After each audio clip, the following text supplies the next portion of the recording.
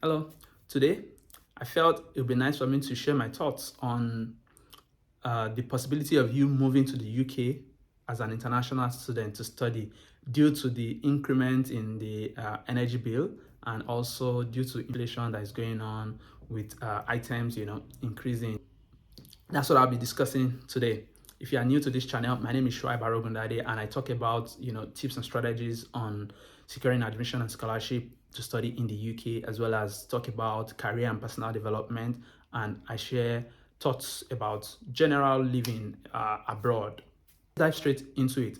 So, in the UK presently, there's been an increase in the cost of energy bill, and obviously, I mean, I'm from Nigeria. I know that in Nigeria as well, there's an increment, in fuel prices and all of that. There's also increment in fuel prices here in the UK, and some people are talking about the fact that is this a good time to really move to the UK due to this, increment in energy prices.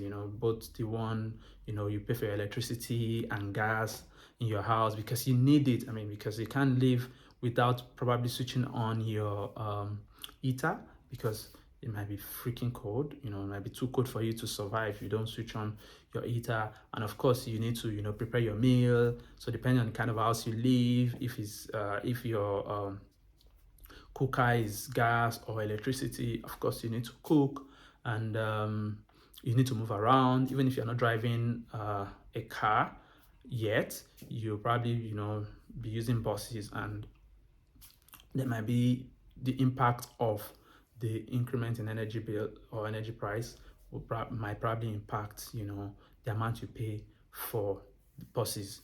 Also, in terms of food items, there's been some little increment in food items, because when I go to the store now, I discovered that maybe something you buy for about, say, 1.3 pounds, that's £1 and 30 pence, probably some few pences, if that's correct, sorry, some few pence have sort of been added to it just to take care of. Again, it all falls back to the fuel increase and all of that. So this is a challenge, this is a struggle at this time, at this moment, but I want to believe that this is something that is happening all over the world. I've read news about the Nigeria, I've read news about the US, I've read news about Canada, about how everything is also skyrocketing.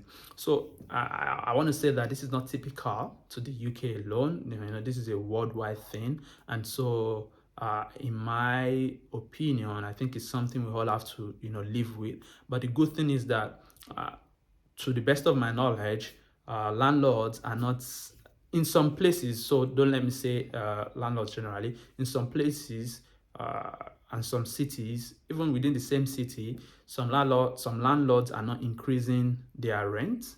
Okay, some have made the rent sort of stagnant, just to ensure that the impact is not too much on the tenant. Of course, you have to pay your energy bill, okay, yourself. It depends on the kind of rent agreement you have. So that's just what you need to sort of take care of, right?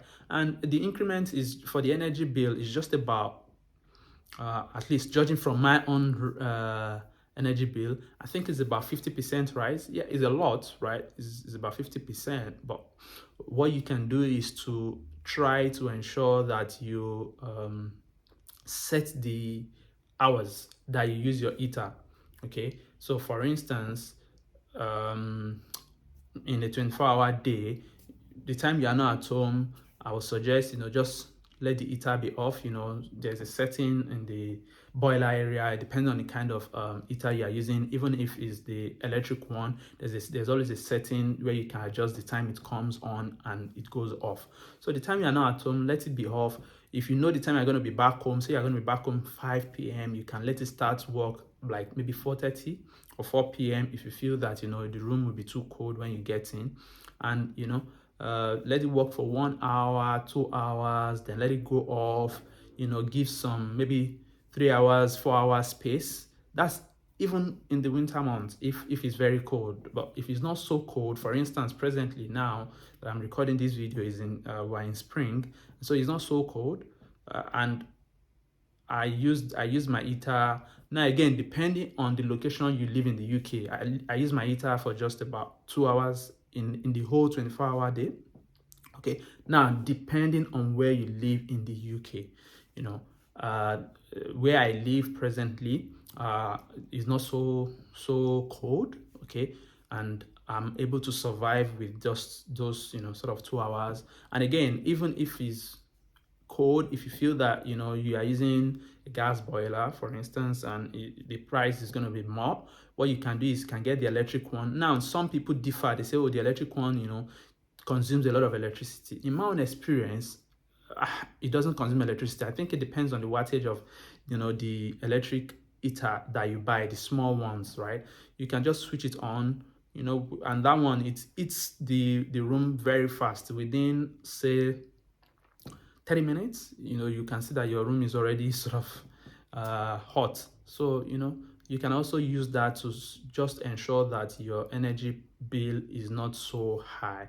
So that's how I sort of manage the whole thing around, the rising electricity or energy bill. So I sort of keep my cost low that way. And I've spoken about, accommodation not going off the roof, so I think you're covered. And then in terms of prices of items in the store, like I mentioned, in fact, not all items have increased, just some few items. Because basically, what do I buy? I buy cereals, buy bread, buy chips, and meat, of course, buy meat and all of that. And the increment is just some few pence, maybe like 19 pence, 20 pence. In fact, some is just some 5 pence, 10 pence, which is not so bad.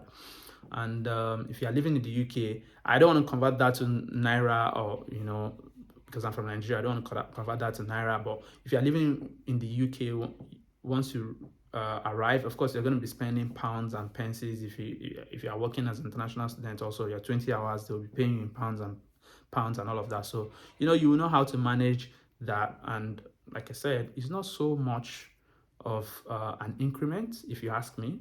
Yeah, there are some items that are probably way more. Like I know I buy my tissue, the roll of tissue, I buy it for now. I buy like the 24 one, just have it stock at home. It's easier than buying one. So I buy, before I used to buy it for like I think £5 or something. Now it's not £6. So just £1 increment. Yeah, it's something, but it's not so much. And one thing that I noticed that has skyrocketed in everything that I buy, okay, is sunflower oil, because I don't use vegetable oil, I use sunflower oil. There's a whole lot of saying around earthiness and all of that, but that's what I use anyway. So that one, as the price has been increased by 100%. So that's the only thing I think I've bought that is, the price is ridiculous.